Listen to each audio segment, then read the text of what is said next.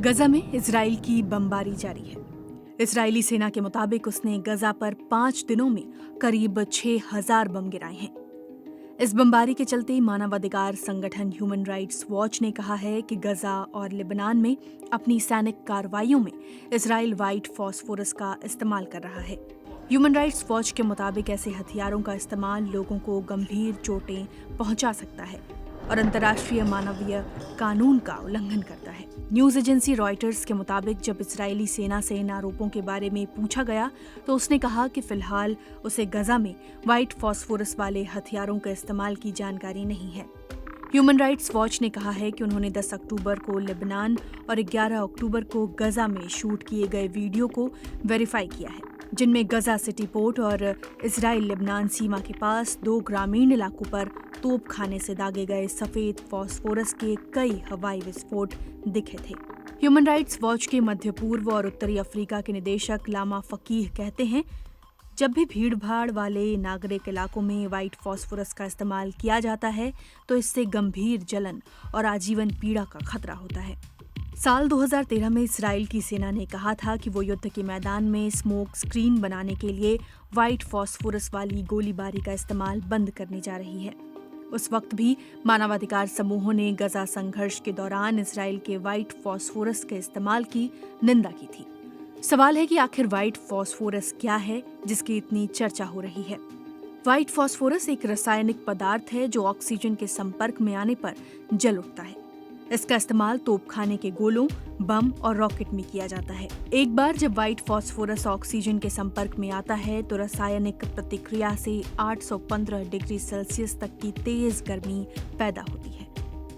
Oxygen के संपर्क में आते ही व्हाइट फॉस्फोरस के जल उठने की वजह से रोशनी और गाढ़ा धुआं पैदा होता है, जिसका इस्तेमाल सैन्य कार्रवाइयों में किया जाता है। लेकिन जब व्हाइट फॉस्फोरस इंसानों के संपर्क में आता है तो भयानक चोटें पहुंचाता है। ज्यादातर जमीनी सैन्य अभियानों को छुपाने के मकसद से व्हाइट फॉस्फोरस का इस्तेमाल होता है।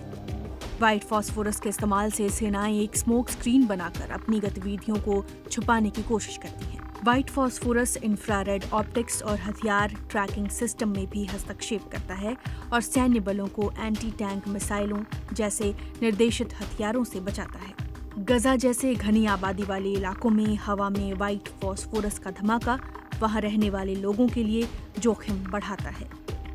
कितना नुकसान पहुंचाता है व्हाइट फॉस्फोरस?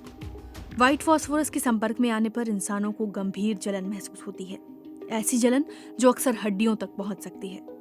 इस जलन से बने घावों को ठीक होने में वक्त लगता है और उनमें इन्फेक्शन होने की संभावना होती है।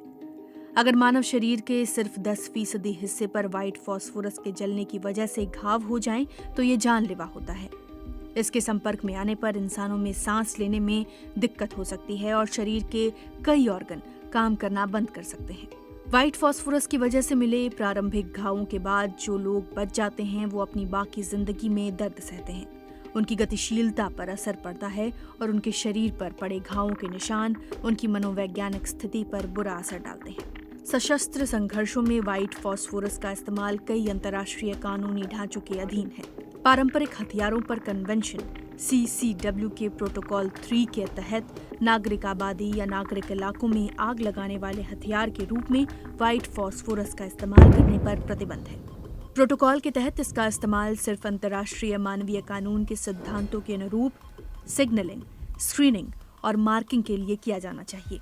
सशस्त्र संघर्षों में व्हाइट फॉस्फोरस के इस्तेमाल को लेकर एक महत्वपूर्ण बहस पैदा करती है, जिसमें कुछ लोगों ने नागरिकों और पर्यावरण को होने वाले नुकसान को कम करने के लिए सख्त नियमों और ज्यादा निगरानी की मांग की है।